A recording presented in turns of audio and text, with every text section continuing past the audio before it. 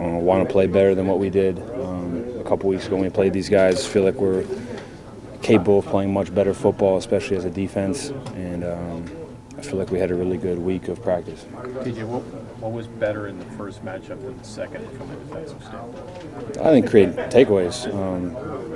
Tip passes were being caught. We were able to get the football out. When the football was out, we were able to recover it. We were able to get hats to the ball, stop the run. Things that makes defenses great. There is no secret, especially this time of year. Teams that are playing physical football, getting as many hats to the football as possible, being opportunistic as a defense are going to win the game. TJ, same question from the other perspective. What did they do better against you guys, you think, in round two, and what's your counter to that, particularly when it came to Lamar and Derek's interchange? They were able to run the ball effectively. They were able to take care of the football. Just saying the opposite to what I just said, but I think they're a dangerous offense, and it's no secret that they have a lot of playmakers, and they can stick to the run if they want to. They don't have to, or Lamar can get out of the pocket, or he can stay in the pocket. They have a lot of guys that they trust, especially in the red zone with 80 and 89. So there's a lot of stuff you have to worry about. But more than anything, we need to worry about ourselves and playing good football. TJ, not having a playoff win here, is that motivating, frustrating, something you don't even think about? I mean, it is what it is. It's my story. Since I've been here, I've won a playoff game, and been saying it this whole season. You guys know how important this is to me, and it starts with having a great day, day in and day out. This whole week, today was a good day. This whole week was a good week. But if we've learned anything about these last 4 weeks, it doesn't matter how well you prepare, how good you feel about your preparation, if you don't execute on game day. You can't add juice. You really can't. I mean, if you don't get up for these games, then I don't know what you're doing. It's a huge game because we're in it. Obviously, the Ravens, divisional opponent. It's great that we have 2 games to look at for film, just to see those intimate relationships that Mike T always talks about. But there's definitely going to be wrinkles. There was wrinkles from week 1 to the last time we played them. But more than anything, the thing that sticks out is being physical, stopping the run as early as possible, and creating those turnovers. What kind of a difference does having a guy like Deshaun Elliott back on the field for this game? He missed the last Ravens game. What does he add in terms of helping to stop the run? Huge. I mean, he's a guy that exemplifies that. A guy that plays fast. A guy that's physical.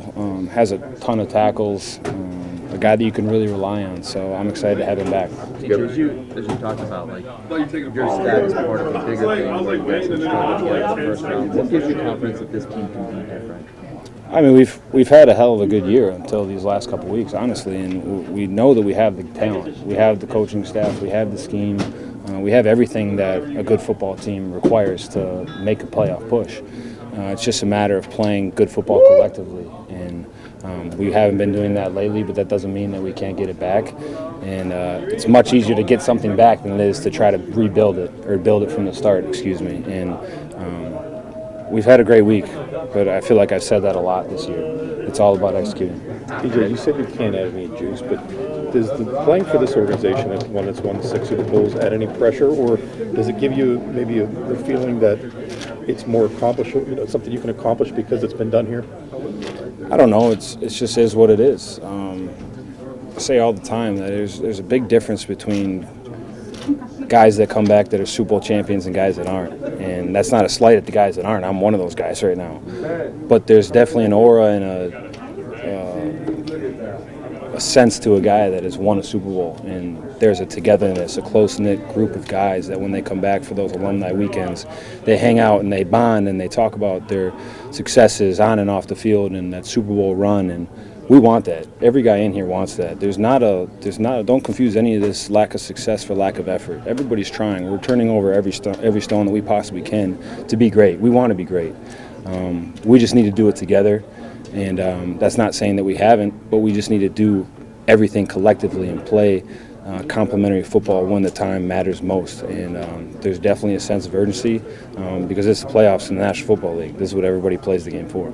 The takeaways are obviously in your guys' identity. You've been one of the best in the league at it over the years. But can a defense be too reliant on turnovers? I mean, do you ever wonder if that's the case with you guys? Not at all. I mean, you want to be opportunistic. You want to strike at the football. it's just getting back up with it and getting as many hats to the ball as you can. So if you do miss on the punch, you have another guy right there to help you. TJ, maybe not the number of turnovers, but did you feel like you took a step against Cincinnati to the way you guys want to play as a defense? I mean, there's good things that come out of every game, even if it's not the result that you are looking for. So there's a lot of good that came out of that game. There's also a lot of stuff that needs to be worked on, and that's what was so crucial about this week. It was nice to practice outside and get in the elements and not be on the turf all week and get those things corrected. Anything else? I think you said it coming off the field against Baltimore. We didn't get a 3 and out. So to that point, how important is it to win more often on first and second down so you can put yourselves in advantageous positions on third? Yeah, it's huge. I mean, anytime you can limit the playbook for an offense, it's huge. It allows you to kind of get a beat on what they're trying to do. And 2nd and 7 is a whole lot different than 2nd and 2. Same with 3rd and 2 as opposed to 3rd and 10. So we're trying to get in situations where we make them uncomfortable, get them behind the sticks. But it's a lot harder to do than just come up here and say it.